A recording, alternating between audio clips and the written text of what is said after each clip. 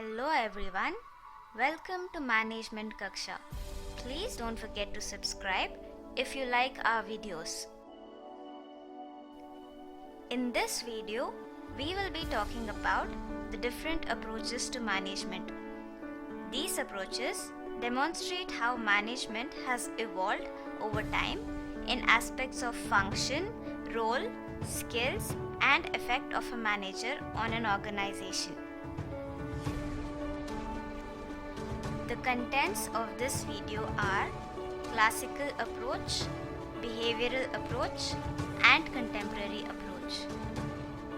Under classical approach, we have scientific management theory, administrative management, and bureaucratic management.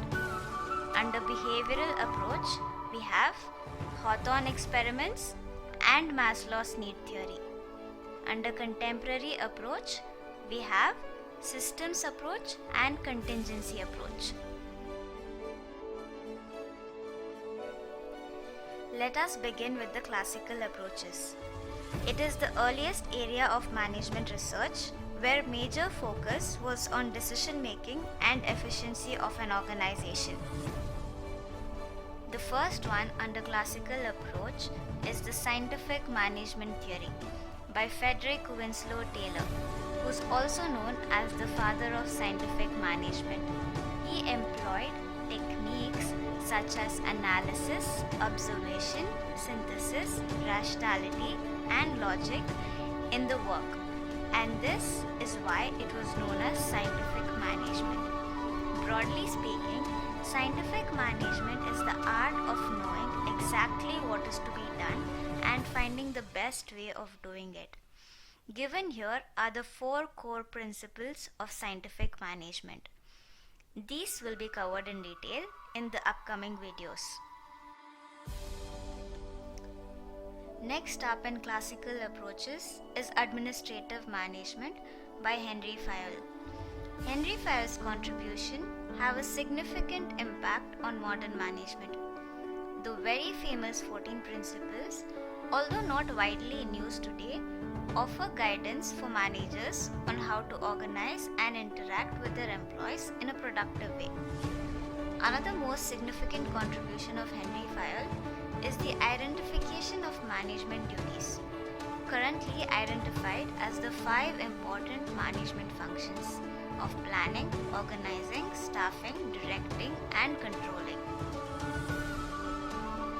Next up is the Bureaucratic Model by Max Weber. Bureaucracy, according to Weber, is a highly structured, formalized, and also an impersonal organization.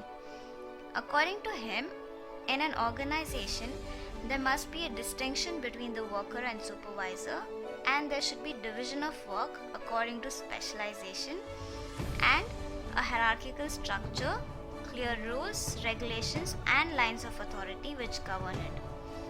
The features of this model are specialization of labor, a formal set of rules and regulations, well-defined hierarchy, and impersonality in the application of rules.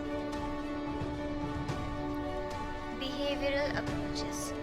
In classical approaches, there was more importance given on the kind of work that was being done and how to best get it done from the workers. And with changing times, more and more focus was emphasized on the worker than the work.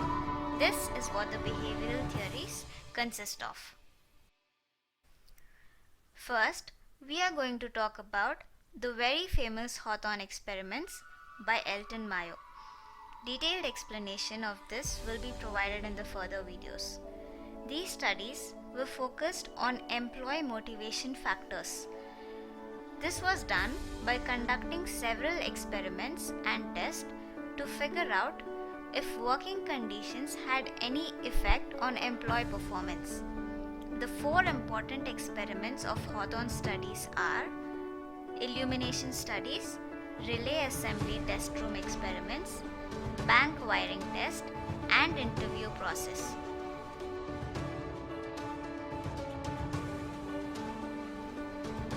Need hierarchical model by Abraham Maslow. This is basically a psychological theory by Maslow to understand the human behavior and its application in their careers.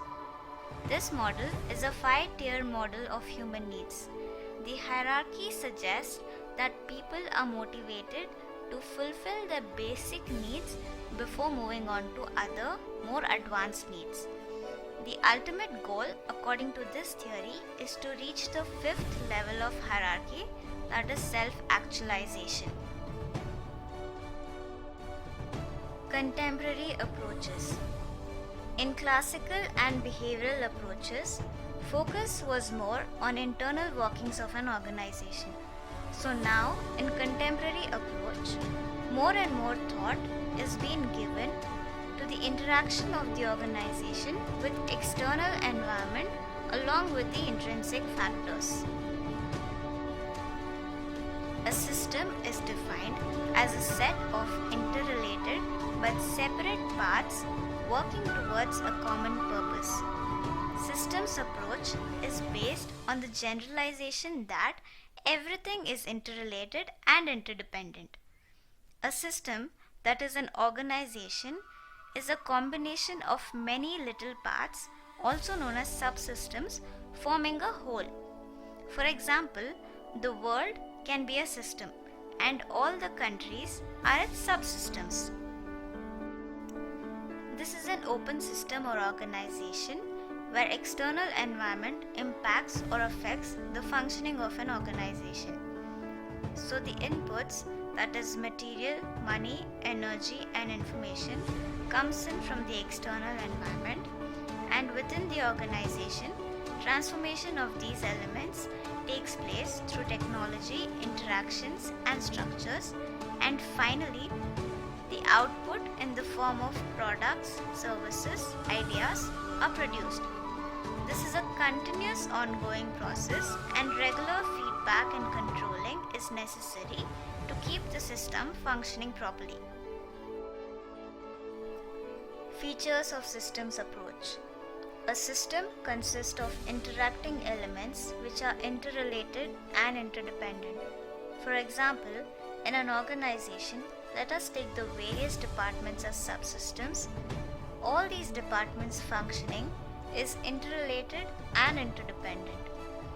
The subsystems should be studied in interrelationship than in isolation, meaning while considering financial growth of an organization, all the factors such as human resource efforts, advertising efforts, etc. must be taken into consideration. A system does not exist in vacuum. There is always an external environment. You cannot have a company and not have its contemporaries or competitors. The organization is a dynamic system as it is responsive to its environment and is therefore vulnerable to changes. Advantages and disadvantages of systems approach. Advantages. It aims at meaningful analysis of organizations and their managements by providing a holistic view. It facilitates the interaction between organization and its environment.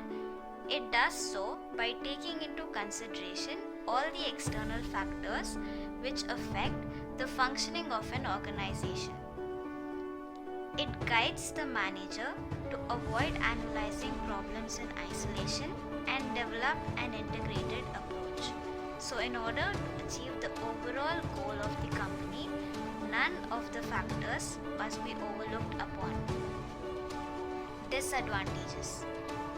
The approach does not recognize the differences in the system.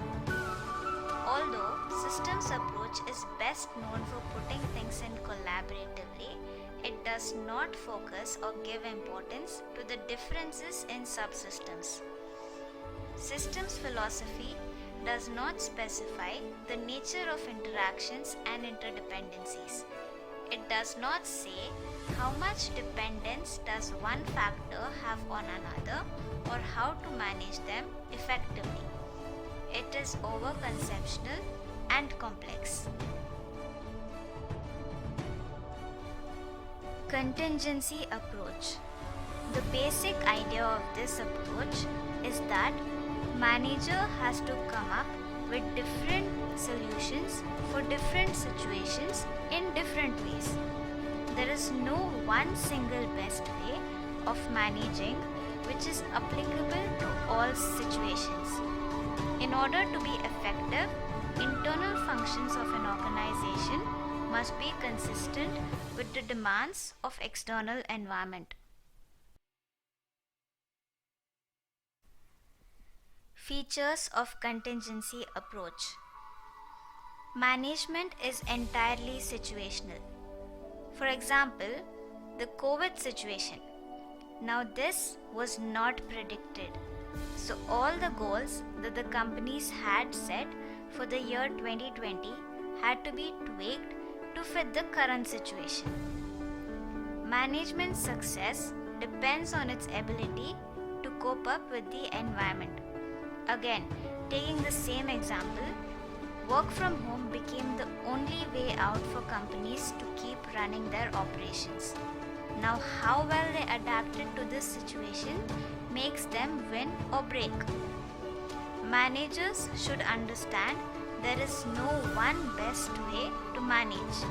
Again, as teams are diverse, customers are diverse, hence situations are diverse, and manager must find the best way to run everything smoothly.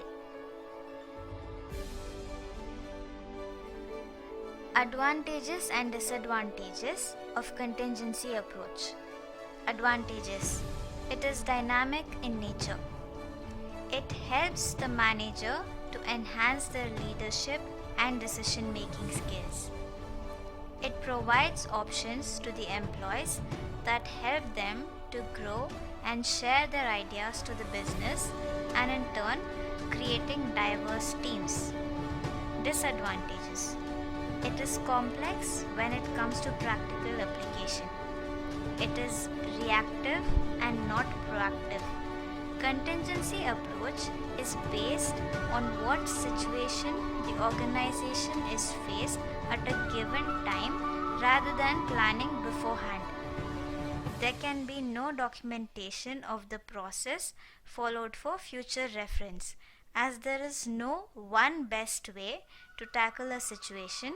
This cannot be documented for further use or reference. Thank you for watching. Please don't forget to subscribe, like, share to Management Kaksha